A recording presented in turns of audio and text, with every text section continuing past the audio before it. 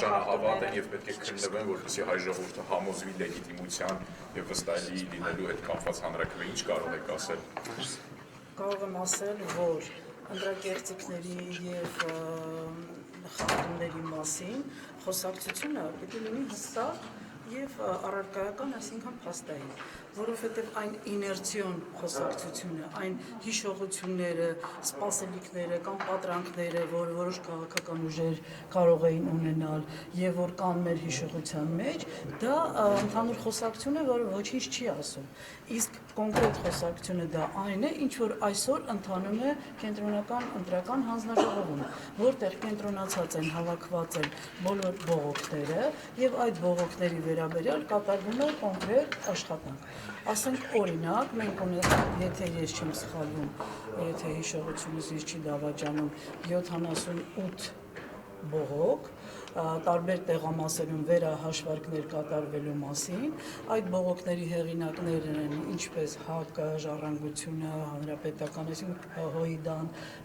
Բարգավաճ, այսինքն բոլոր մասնակիցները գործընթացի եւ նաեւ կարող եմ ասել, որ ասենք երեկվա տվյալով 19 բողոքների վերաբերյալ վերահաշվարկ է կատարված 19 տեղամասերում, որում նույնպես, այսինքն ժերեբիովկայի սկզբունքով եւ տարբեր բողոքատուների ուրեմն բողոքների վերահաշվարկն է կատարված եւ որքանով որ ես գիտեմ որևէ էական տարբերություն այդ 19 տեղամասերում, որոնք երեք բացված են եւ վերահաշվարկված են, չի նկատված։ Հիմա այսօր այս աշխատանքը շարունակվում է եւ մնացած, այսինքն ուրեմն բողոքարկված տեղամասերը նույնպես նույն ճանապարհով են ընթանալու, նույն ճակատագրին են արժանանալու, բացվելու են, վերահաշվարկվելու են եւ նոր դրանից հետո մենք կտեսնենք, թե իրականում այդ փաստերը, այդ բողոքների համար հիմքերը եւ նման կարծիքների համար հիմքերը մենք ունենք, թե ոչ։ Դուք եք կարծում, որ պետք է համոզենք այս ժողովրդի մենք որևէ մեկին համոզելու խնդիր չունենք։ Մենք ունենք մի կարևոր իրավիճակ, որը պիտի փորձենք բոլորս արձանագրենք եւ հստակ ուրեմն պատկերացնենք։ Դա այն է, որ քայլ առ քայլ ընտրությունները եւ հանրաքվեն եւ մյուս ընտրական գործընթացները մեր երկրում կատարվում են ավելի թափանցիկ եւ ավելի օրինական։ Դրա համար աշխատանքները հիմքերը երկկողմանի են։ Մեկը դա այն փոփոխություններն ու կատարելագործումներն են, որ մենք կատարում ենք ընտրական օրենսդրության մեջ, իսկ մեր ընտրական օրենսգիրքը այն աստիճանի է մանրամասնեցված, դետալիզացված, որ շատ տարբեր երկրների մասնագետներ կամ քաղաքական գործիչներ երբ ծանոթանում են, մենք ինչ աստիճանի մանրամասն, ուրեմն նկարագրել ենք ողջ գործընթացը, անգամ դետալներ, որոնք որևէ այլ երկրում որևէ մեկին չեն հետաքրքրում կամ խնդրի առարկա չեն հանդիսանում։ Ասենք վստահված անձանստի հենց այստեղ այսքան հեռավորության վրա այսպիսի պայմաններում հանձնաժողովի անդամը այս մեկը որ թղթից հետո որ թուղթը եւ սա մի ճանապարհն է, որով մենք գնում ենք դեպի առավել օրինական ընտրություններ եւ դեպի փոփոխություն մեր այս մտածողության եւ երկրորդը, եթե ներողություն հարցը տվեք ես ձեր հարցին պատասխանեմ եւ երկրորդ ուղղությունը, որը մենք ընթանում ենք, դա մեր փորձն է եւ դա մեր ընտրողի եւ հանձնաժողովի անդամների, վստահված անձերի, այսինքն ընտրական գործընթացին մասնակցող բոլոր անձանց, բոլոր մասնակիցների փորձի ավելացումն է։ Տեսեք, տարիների ընթացքում այն խախտումների տեսակները, որոնք եղել են 10-15 տարի առաջ, այսօր բացարձակապես անցել են պատմության գիրկը։ Ասենք օրինակ լույսերը հանգցնելը, ներողություն, այսինքն տուփերի գողանալը, ընտրատեղամասերի մոտ այս ամբողջ գիշերը աղմուկ աղաղակը, չգիտեմ, նախ առաջինը դուք ասում եք լցոնում են արել, որը փաստ չի, դա ձեր կարծիք փաստը այն է, որը արձանագրված է։ Հիմա մենք ասում ենք, մենք ունենք արձանագրված 78 բողոք, այդ 78 բողոքը փաստեր են, որոնք հիմա ուսումնասիրվում են, դրանց վերաբերյալ գնահատական ներառված են դրանք։ Այո, 78-ի մեջ կան տարբեր բաներ, ձեր ասած եւ այլն։ Մենք խոսում ենք դրա մասին, որ ժամանակին սրանք եղել են մասսայական, զանգվածային, դրանք եղել են ճնշող մեծամասնություն, դրանք ունեցել են էական ազդեցություն։ Այսօր դրանք այդ էական ազդեցությունը գնալով պակասել է, դրանց ճնշող մեծամասնություն լինելու հանգամանքը փոխված է եւ այսօր մեծ մասամբ մենք ունենք այլ իրավիճակ։ Մենք հեռու ենք այն կարծիքից, որ մի տարվա, 5 տարվա կամ 10 տարվա ընթացքում մեր մենթալիտետը, մտածողությունը, վարքագիծը փոփոխվելու է։ Եթե դուք բոլորդ գրագետ մարդիկ եք եւ կարող եք ծանոթանալ տարբեր ժողովրդավարական երկրների ժողովրդավարության ամրատավորման ճանապարհին եւ տեսնեք, որ նույն Միացյալ Նահանգները մի 50-80 տարի են անցել, երբ նկարագրում են, թե ինչպիսի աղաղակող, խայտառակ իրենց պատմության մեջ դեպքեր են եղել, մնացած նույն երկրների։ Կարևորը այստեղ մի հանգամանքն է, որ մենք տեսնենք ռեալ առաջադիմություն մենք ունենք, թե չէ, ես կարծում եմ, որ մենք ունենք շատ էական, ռեալ առաջադիմություն։ Մեր քաղաքի փողոցներում դուք քայլում եք այդ օրը, ընտրության օրը, մեր քաղաքի փողոցներում տեղամասերի դիմաց հանգիստ, բացարձակ առանց անխոչնդոտ, երբեմնի այս վիճակը աժիոտաժ, դրամատիզմ, եսի ինչ, այս ամենը մենք հաղթահարում ենք։ Ճիշտ է, այսօր դեռ կան, մնացել են դեպքեր, որոնց մասին դուք խոսում եք։ Ես կարծում եմ դուք էլ շատ լավ գիտեք, որ անմիջապես բարձրաձայնվեց փաստը, կալանավորվեց կատարողը, բարձրաձայնվեց,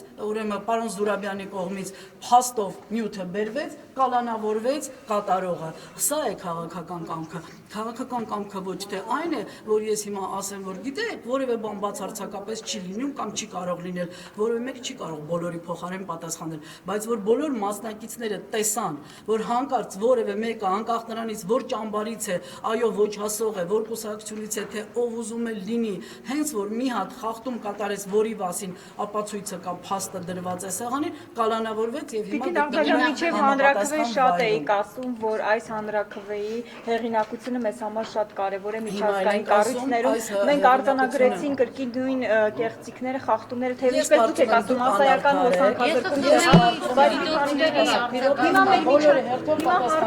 մեր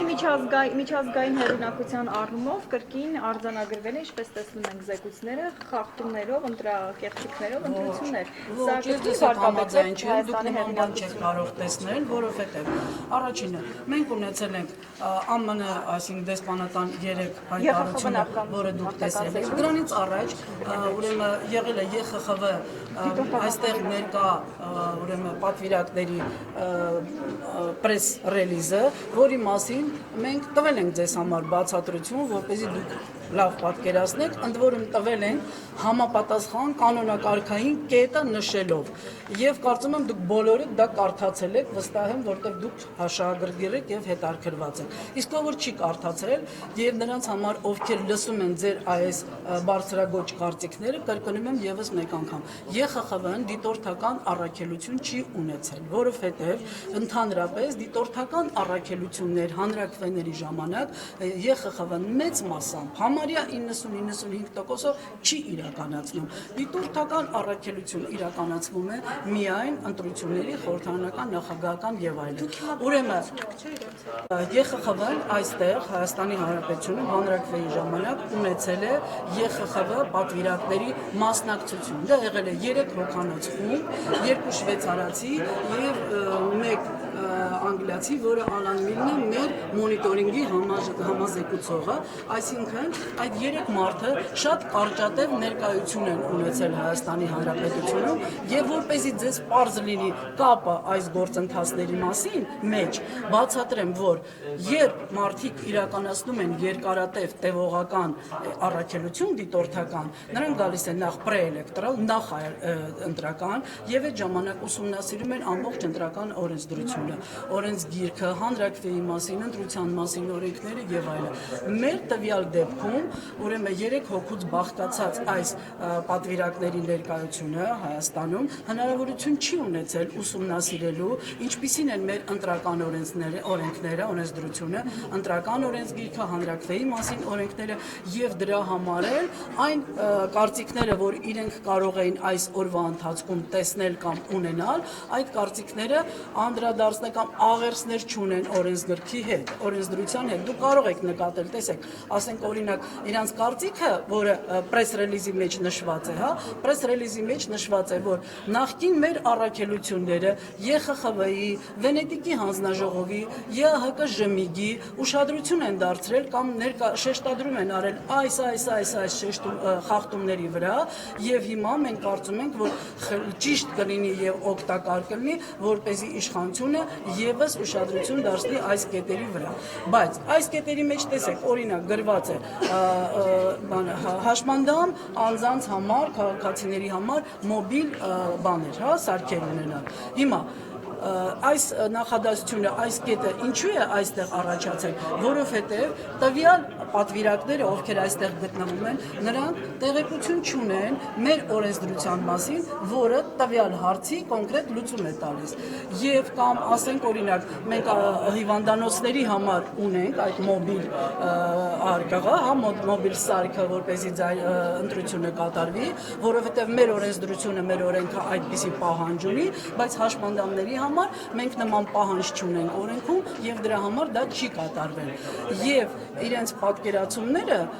հիմա պետք է համապատասխանեցվեն այն իրականության հետ, որը մեր օրենսգրքի եւ օրենքների մեջ է։ Այսինքն մենք ոչ թե բանակցում ենք իրենց հետ, այլ մենք հիմա իրենց տալիս ենք տեղեկատվությունը մեր օրենսդրական դաշտի մասին, որը իրենք չեն կարողացել ֆիզիկապես ժամանակ չունենալու եւ կարճատև ներկայություն այստեղ ունենալու պատճառով իրենք դրա հնարավորությունը չեն ունեցել եւ հիմա իրենք մեզ խնդրել են, մենք իրենց ուղարկում ենք այս օրենսդրությունը եւ բացի դրանից նաեւ ուղարկում ենք իրենց պիտի տեղեկացնենք, տեղեկությունները տանք այն մասին, թե ինչպիսի բողոքարկումներ, ինչպիսի հաստացի նյութեր կամ բողոքների խախտումների եւ ինչ ընթացք են դրանք ստանում։ Այս ամենը կատարվում է նրա համար, որպեսզի ըստ ԵԽԽՎ կանոնակարգի ԵԽԽՎ պատվիրակները, որոնք այստեղ գտնվել են, կարողանան կազմել տեղեկատվություն եւ ներկայացնել ԵԽԽՎ բյուրոյին։ Այս առաքելությունը ճակերտների մեջ, ինչպես ասի, ոչ թե առաքելություն, այլ ներկայացությունը ինքը նաեւ չունի կանոնակարգային նպատակ observation դիտարկում անելու եւ գնահատական տալու։ Կանոնակարգի կետը բառացի եւ բացարձակ ասում է, որ այս պատվիրակների ներկայությունը տվյալ երկրում ուրեմն without առանց դիտարկման եւ գնահատականի։ Կարծում եմ բոլոր պետք է հասկանում եք։ Տիկին Նաղդալյան, այ հետաքրքիր է հնարավոր է, մինչև հիմա բոլոր եվրոպական դիտորդները մի քայլ առաջ են բնորոշել մեր ընտրությունները։ Հիմա այս գնահատականը հնարավոր է պայմանավորված լինի Հայաստանի արտաքին քաղաքականության։ Ես էլի ասեմ ձեզ, սա գնահատական չէ, Եկուզ այս մասնական press release-ը եւ մենք որևէ գնահատական չենք ունենալու, բայց դեկտեմբերի կեսերին երբ լինելու է բյուրոյի նիստը ԵԽԽՎ, մենք ունենալու ենք տեղեկատվություն եւ այդ տեղեկատվության մեջ արդեն կլինի իրենց վերաբերմունքը, իրենց կարծիքը, այդ